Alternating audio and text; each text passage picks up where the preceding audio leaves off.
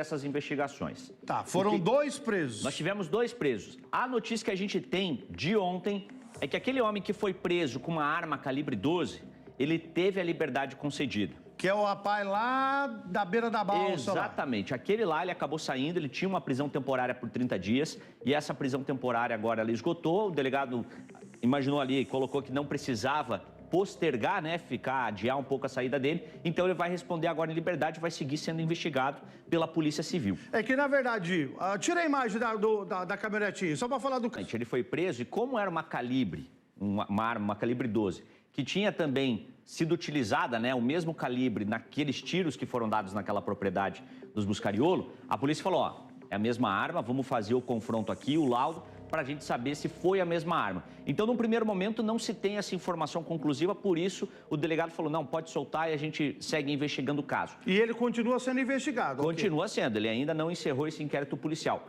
Mas aí a gente tem um outro homem que foi preso. Como é que é o nome dele? O Rony. Rony. Rony Honorato. Ele é um dos homens que foi preso. Ele estava com aquele carro. Ela estava sendo motivo aí dessa discussão. O advogado dos Buscariolo falando, não, o carro tinha estragado, não estava com eles, eles devolveram. Mas aí a gente tem acesso ao depoimento desse homem. Tá, do tal do Rony. Do tal do Rony. E aí ele afirma, esse carro eu estava utilizando, mas ele é do Paulo Roberto Buscariolo. De um dos filhos do velho. O filho que está sendo procurado hoje, que é foragido, é considerado foragido. Então a gente vai ouvir agora um depoimento exclusivo que a gente conseguiu sobre esse homem, sobre o Rony, e o que ele fala sobre essa caminhonete aí, que segundo a polícia, foi utilizada no dia do crime.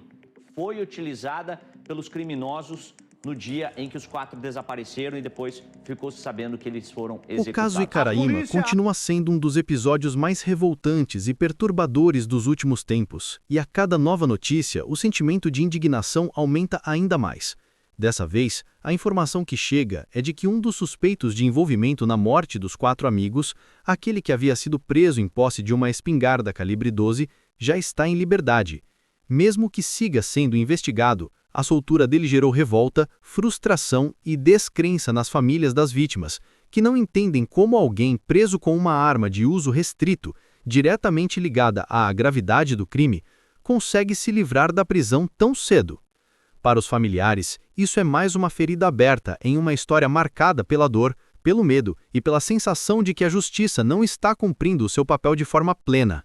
O caso não é simples, tampouco é isolado.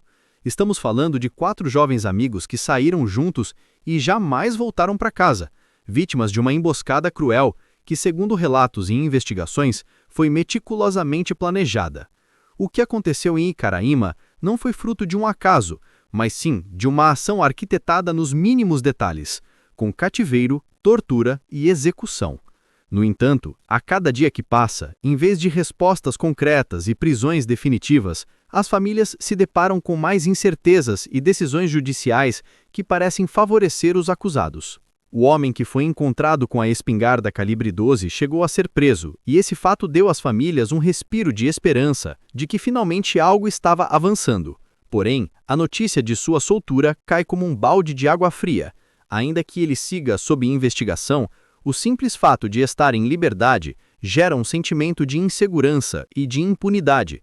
Se alguém que foi preso com uma arma de uso restrito, diretamente ligada à gravidade do crime, consegue se livrar da prisão, o que esperar de todo o resto do processo? Essa é a pergunta que ecoa no coração de quem perdeu entes queridos nesse episódio trágico. A revolta aumenta ainda mais quando se fala da família Buscariolo, apontada como peça central em toda a operação criminosa. Diversos relatos e investigações apontam que Paulo Buscariolo teria sido o mentor de todo o plano, contando com a participação de seu pai, Antônio, e outros familiares. E mesmo diante desta enxurrada de indícios, nenhum deles foi até agora preso de maneira definitiva. Essa discrepância entre acusações pesadas e a liberdade dos suspeitos faz crescer a sensação de que existe um jogo de poder por trás do caso, capaz de interferir nos rumos da justiça. As famílias não aceitam essa situação. Elas vivem diariamente a dor da perda e ainda precisam lidar com a angústia de não verem a justiça sendo feita.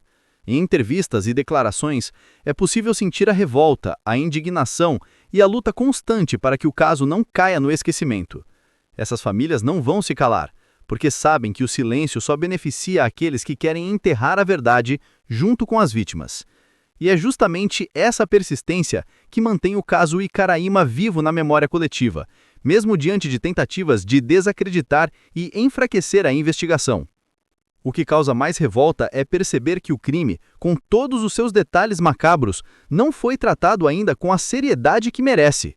Os 4 amigos foram atraídos para uma emboscada, sofreram torturas, ficaram em cativeiro e depois foram executados. Isso não é apenas um crime comum. É uma barbaridade que deveria mobilizar todas as forças da justiça para garantir que nenhum dos envolvidos fique impune. Mas, na prática, a realidade parece caminhar em sentido contrário, deixando soltos suspeitos que poderiam contribuir para elucidar de vez o caso. A cada notícia de soltura, cresce a desconfiança da população. Muitos se perguntam se realmente haverá justiça ou se este será apenas mais um caso esquecido nas prateleiras da burocracia. A soltura do homem que foi encontrado com a calibre 12 é simbólica, pois representa para as famílias um retrocesso, uma espécie de sinal de que os culpados podem escapar com facilidade. E quando se compara isso com a ausência de prisões da família Buscariolo, a sensação de impunidade se torna ainda mais forte. O caso Icaraíma não é apenas sobre 4 vidas perdidas de maneira brutal. É também sobre o reflexo de um sistema que muitas vezes falha em proteger os mais vulneráveis e punir os mais influentes. É sobre a luta de famílias humildes contra um poder que parece estar acima da lei. É sobre a dor de mães, esposas e filhos que não conseguem seguir em frente porque cada dia são obrigados a reviver o trauma sem ver justiça acontecendo.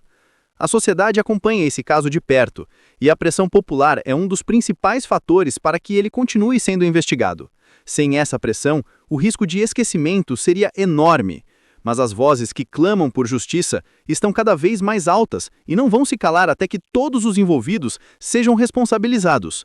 A indignação não é apenas das famílias, mas de todos aqueles que enxergam na tragédia de Icaraíma um retrato da violência e da impunidade no Brasil. Enquanto isso, a pergunta que não cala continua sendo feita. Até quando? Até quando os culpados estarão soltos? Até quando as famílias terão que gritar para serem ouvidas? Até quando a justiça vai demorar a agir com firmeza? O caso Icaraíma segue vivo, e cada passo dado em direção à impunidade só fortalece a determinação daqueles que não aceitam que 4 vidas sejam apagadas sem consequência alguma.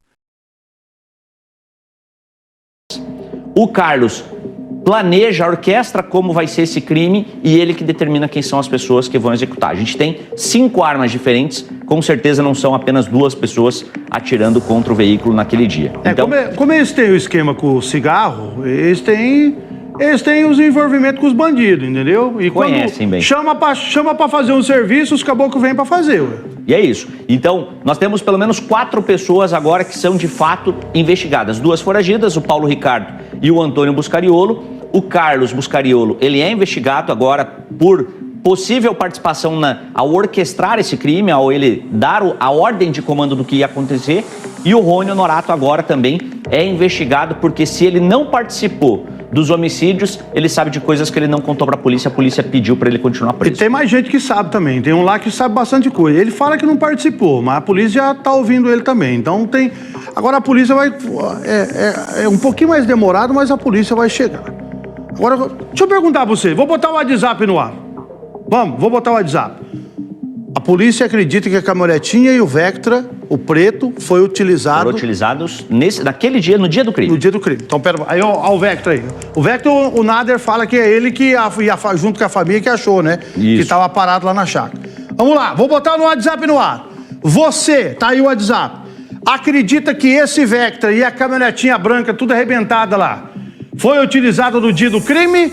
Sim ou não? Me responda lá, você que acompanha. Aí, ó, você tá vendo a imagem do interior do veículo que foi feito lá no dia que foi feita a apreensão do veículo, ok? Olha como é que tava o interior do carro aí.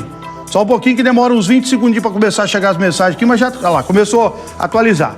Você tá vendo o interior do Vectra, desse jeito que o veículo foi apreendido, tá vendo aí, ó? Esse é o interior do veículo, que tava lá na chácara do Buscariolo. O Nader foi lá junto com o Hermínio, nosso cinegrafista, e aí desconfiaram do veículo junto com a esposa e os parentes de um dos foragidos, e aí falaram pra polícia, a polícia prendeu esse carro aí. O Vectra e a caminhonete. Bota a imagem da caminhonetinha lá. essa daí. O cara tava dando umas voltas na caminhonete do Buscaliolo, sem pedir autorização. O velho é brabo, fala pra ele que o velho é brabo. Mas aí sabia alguma coisa. Aí o povo tá aí, o povo acha sim, viu, Bitar, que os veículos foram utilizados. A maioria tá mandando aqui sim, ó. O WhatsApp tá no ar aí, ó. Sim, ó, isso é... Deixa eu ver ali, eu não consegui lá. Chama o FBI. Olha lá. Olha lá, diz que... A maioria tá falando que sim, que acha que os veículos... Esses 2 veículos foram utilizados e os 2 são apreendidos. E é os veículos também que a polícia tem apreendido também até agora. Não tem mais veículo nenhum apreendido. Adulterada também, né? Ou seja, já estavam orquestrando tudo ali para o carro também não ser nem descoberto ao longo dessas investigações. Mas quem tá lá na fronteira, onde passa cigarro, passa maconha, lá é o que mais tem. É igual no Paraguai. Você vai no Paraguai e vê se alguém anda de moto lá com capacete no Paraguai. Eles andam do jeito deles, entendeu? E só um esclarecimento aqui, o pessoal falou muito disso, falou pra gente, vocês não estão ouvindo o tal do informante que falou onde estavam os corpos? Aí fica um esclarecimento aqui, porque a gente traz o que é documentado, traz o que é de fato que a polícia está investigando, que a polícia fala. Esse informante, em momento nenhum, foi citado pela polícia. Em nenhum momento, eles falam que teve pessoas que ajudaram. Teve aquela carta, que foi aquela primeira carta lá atrás, que falava onde poderia, aquele delegado confirmou pra gente que também auxiliou a encontrar, que é essa primeira aí, mas a segunda não aconteceu, Sal. A segunda informação, a polícia falou, a gente tinha aquilo ali, mas aquilo ali não passou, só de boato do que estava rolando. Mas se o cara tá falando bastante coisa, a polícia vai chamar ele pra falar também, lá no Inquer.